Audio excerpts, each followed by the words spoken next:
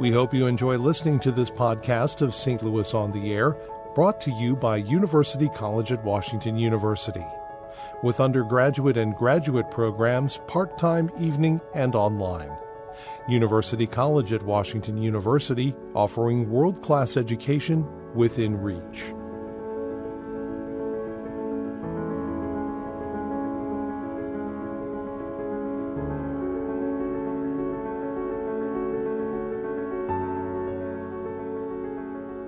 St. Louis is establishing itself as a friendly environment for entrepreneurs, people with ideas willing to take risks. Is that enough? Can this become an even friendlier environment for entrepreneurs and startups? A discussion titled The Entrepreneurs, Artists of Innovation is being held this evening at the Danforth Plant Science Center. Joining me to discuss the St. Louis world of entrepreneurs is in our region, Sam Fiorello, the Chief Operating Officer of the Danforth Plant Science Center. Emily Lohse-Busch is Executive Director of Arch Grants, which offers significant grants to innovative entrepreneurs. Natalie DiNicola is Chief Communications Officer at Benson Hill Biosystems. It seeks solutions for feeding the world's populations. Thank you all for being with us. Sam, let me begin with you. What is the Science Center, or the Plant Science Center's interest in the entrepreneur world? Well, thanks, Don. Thanks for having us. The Danforth Center, since its very beginning, one of its mandates is to serve as a catalyst for innovation in our region, especially focused on plant, food, agriculture. And so we do that in a variety of ways, including our intellectual capital, our research, but we also have core facilities and a research park on our campus. We also try to create networks to bring folks together, like Emily and Natalie and others, to talk about this and to work together to create this ecosystem. What kind of a community do we have here?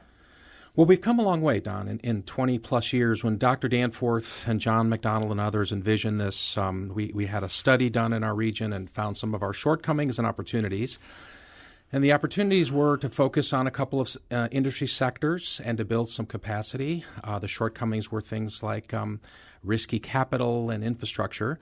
And so Dr. Danforth put together teams to systematically look at the shortcomings and eliminate those, to dial up our benefits. And we've come a long way. And so today, I think with a straight face, we can say, at least in the industry sectors that we work in, we're best in class. And as evidence of that is we have companies that come here from all over the world to grow their businesses. It's really been quite remarkable in the last few years how that community has grown. Absolutely. It's been great to watch and great to be part of, and I'm really optimistic there's more to come. Emily, who is coming to you? I mean, funding is obviously a big part of any kind of entrepreneurial venture. What are you seeing? Who's coming to you? Yeah, for us, I think what Sam was saying is absolutely right, is that when we identified in this community several years ago what the gaps were, that idea of risky capital was something that was, and to some extent still continues to be an issue, but it's absolutely going in the right direction. So the people that come to us are interested in the non-dilutive $50,000 grants that we give, and we give 20 a year, so about $1 million a year. That's always a very good proposition for an entrepreneur who's looking to start a business, particularly because we don't take any equity in the company. But then in addition to that, the entrepreneurs who look at Arch Grants and look at St. Louis tend to be also looking at what's here, what's available, what are the support systems, because $50,000 is only going to go so far. And so what we always talk about is that once you come here, the $50,000 is really the base, the foundation, but it's the support services, the connections, the way this ecosystem works together in a collaborative way is, in my experience, fairly rare and really, really valuable to the entrepreneurs. Natalie, what are you seeing, you and your company, in this whole world? And I'm particularly interested in the STEM issues for a number of reasons, but what are you seeing? Well, I completely concur with what Sam and Emily have brought up. There's a really healthy, vibrant ecosystem here. You know, as a startup company, three of the things you really need is you need that infrastructure, the different kinds of access to equipment and capacity and things like that. You need the capital and you need the talent. And those three things, I think there's been just a huge amount of progress, and we've been able to capitalize on that. So St. Louis is our home. We have about 80 employees here.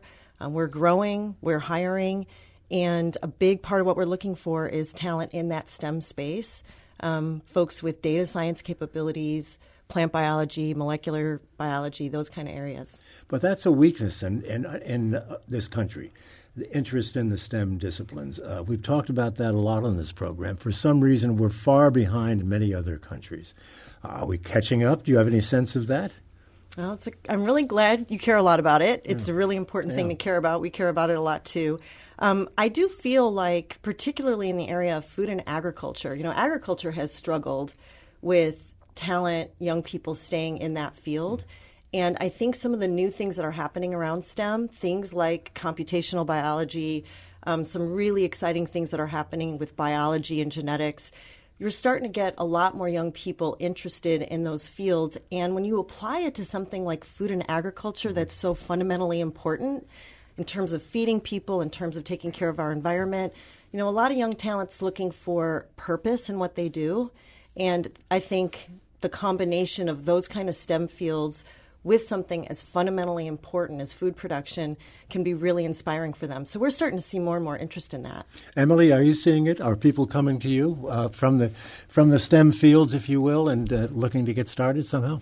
Absolutely. I think the STEM field is a huge area where people are looking at not only what companies can they go into, but people who are in science, technology. That's, I would say, the majority of our companies have an element. I would actually say all of our companies have some element of STEM built in.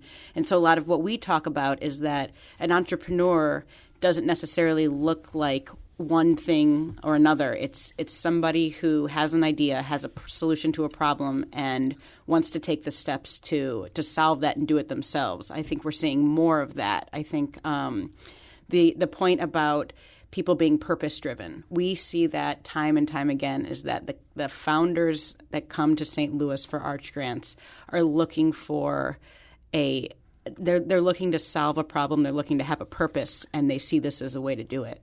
Sam, why do you think we have so much ground to make up in this whole STEM area? We've fallen behind over the years. As I mentioned earlier, we're behind many smaller countries that some people haven't even heard of. Why? Well, I think that although we have been behind, I'm really encouraged on by the things that we are doing in this community, creative things. For example, one of the first tenants in the research park in Bridge Park is a partnership with St. Louis Community College. And that was a program built, 2-year program to teach young men and women and not so young men and women to just work at the bench. Math literacy, science literacy, but the ability to run experiments at the bench. The program has trained dozens and dozens of people since its inception. Those men and women end up in places like the Danforth Center and the startup companies like Natalie's, and they're an important part of the ecosystem. One of the things that I'm really excited about is there's a great effort for inclusion in that. Many of those students are underrepresented minorities. The point is you don't have to have a PhD from a Stanford or Washington University to be part of this. There is room and a need for everyone, and so the community college does a fantastic thing. I personally think that community colleges are one of the most underrepresented, underappreciated things in this country, and in fact, it's the place where most of our citizenry gets some training. And particularly these days, with college education being so expensive and generating so much debt, it's a good way to start that college education, if nothing else. That's right, absolutely. Yeah. Natalie, what is your company, a startup company at one point, what is its story? We're a company focused on improving crops for food and ingredients. So we have combined some of the big advances in data science and computational biology with plant biology so that we can really tap into the natural genetic diversity that exists within plants and make crops better, make them more sustainable, more healthy, make them taste better. A lot of folks might be familiar with 23andMe, so our ability to get more information about genetics.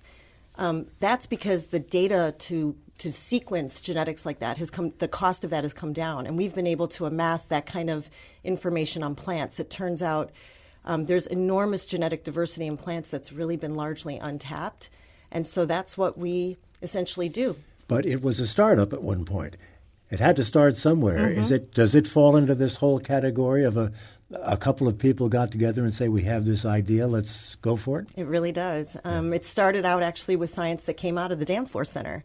And a couple folks who worked really hard to get seed money to start the company. They had an idea, a vision, and really we started out focused on photosynthesis specifically. That's one of the most complex and fundamental processes in a plant that's actually really inefficient. So if you can make a plant more efficient in that, it can produce more food without using as much, water or land and things like that. So that's where we started. It was really successful.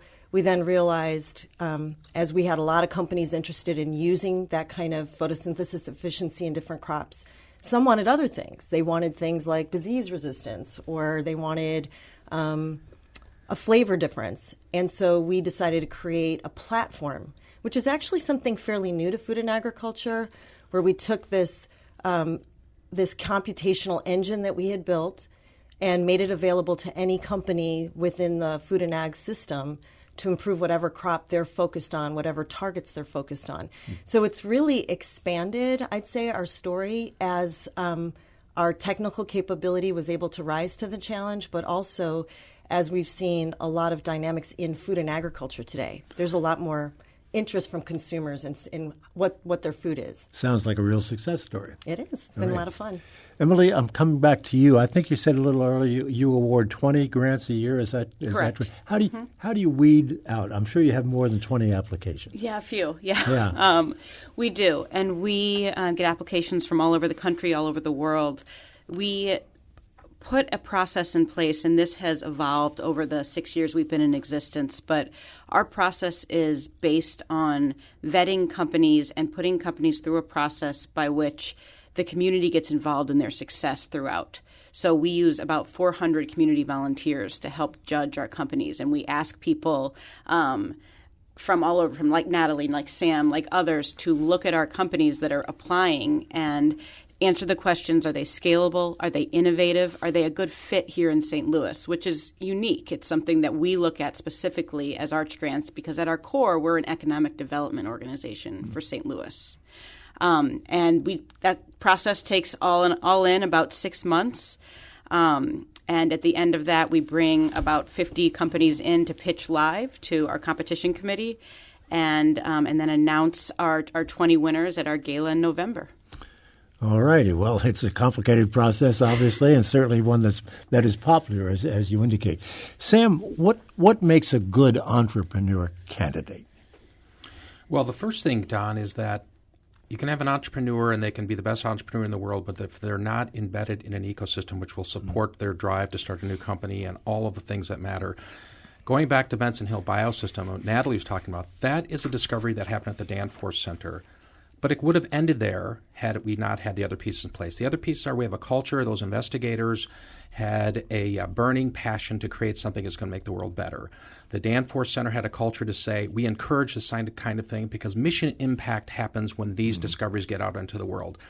We have the infrastructure in our community to help them advance their business. We have access to risky capital. In those early days, when the CEO, Matt Crisp, and others were looking for money, they're not going to go to traditional banks because there's not a balance sheet. So you have to have things like an angel network or government support. And the continuum goes on. And so a successful entrepreneur has to be bright and passionate and ability to embrace risk and understand that you're going to fail a lot. But again, it's going to go nowhere if there's not a community around that individual to help them succeed. How do you think we stack up against other cities of comparable size, for instance, in this area? Well, again, we've come a long way. And I think, again, if we focus on the areas that I spend most time, plant, food, and ag, I would say we're best in the world. And one of the things I can point to, Don, is it's one thing for a Benson Hill to be here because it's a spinoff of the Danforth Center, and they're here.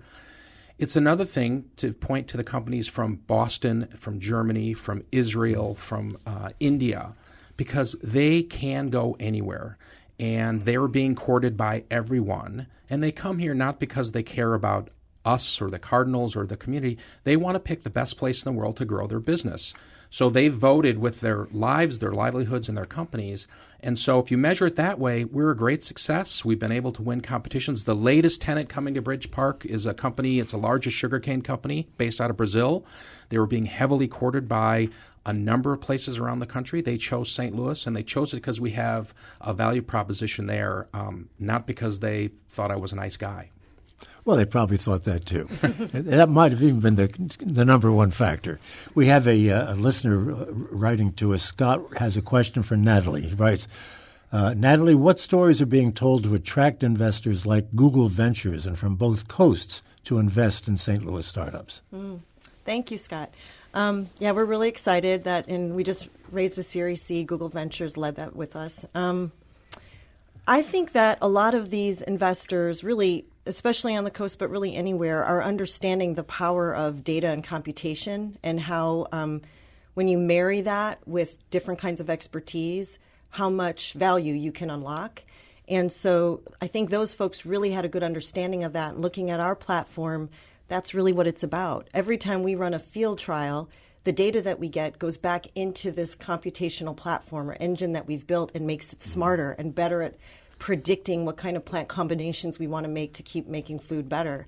And I think they realized marrying data with something as important as food production, when we have to produce more food in the next 25 years than we have in all of mankind's history accumulated, this is a huge opportunity. And in doing that in a way that's not going to that's going to protect our natural resources. This is a big challenge for us, and I think they saw that that is a really exciting place for them to be.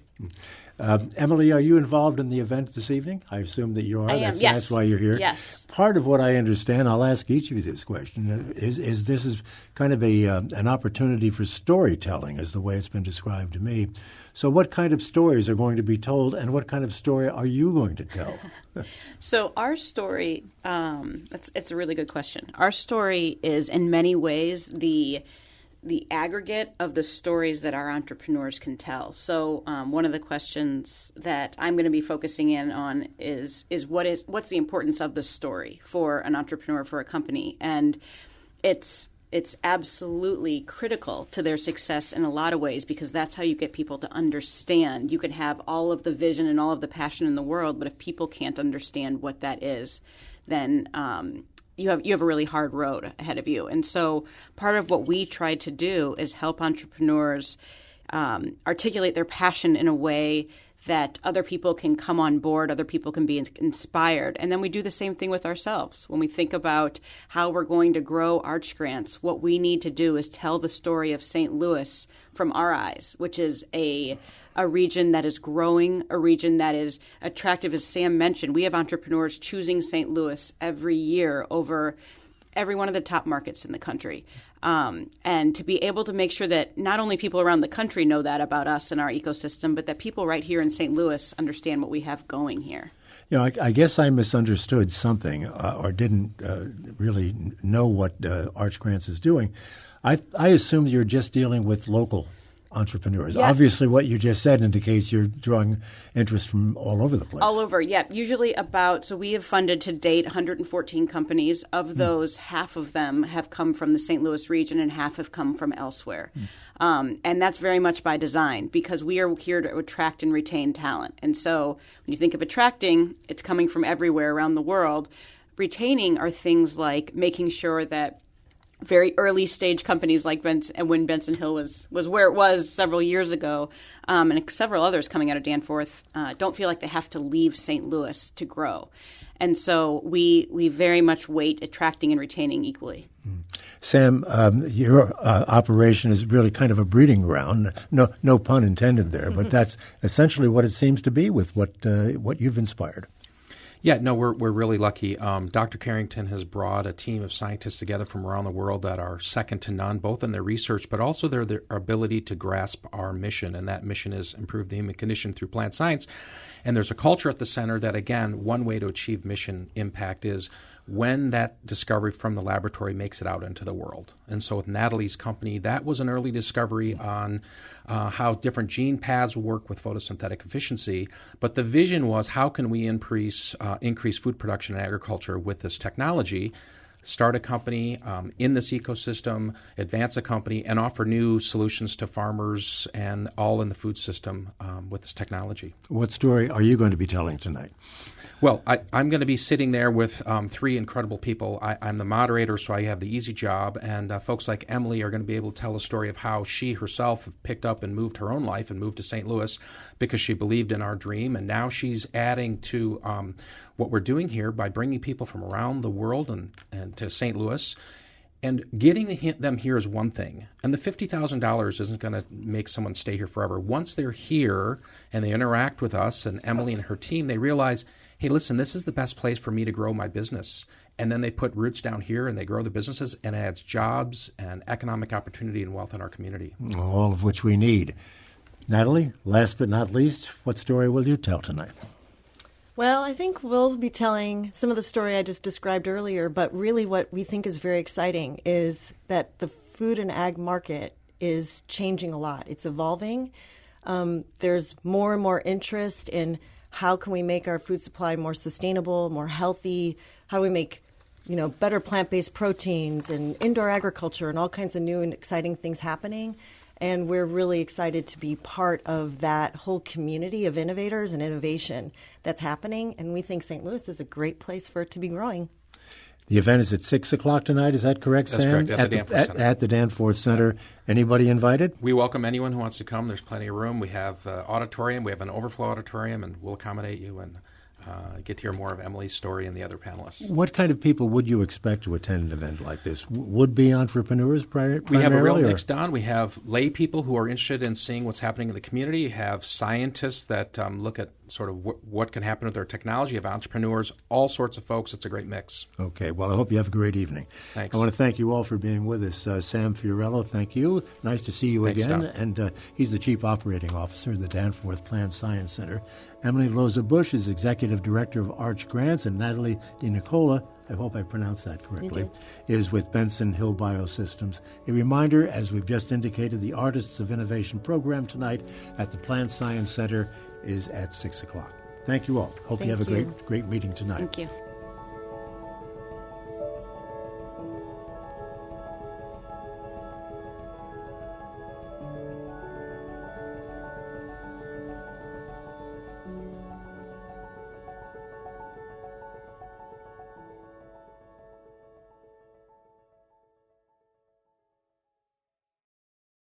Support comes from the Missouri Forest Products Association, providing more than 41,000 jobs in the production of wood pallets, railroad ties, white oak barrels, hardwood floors, and more.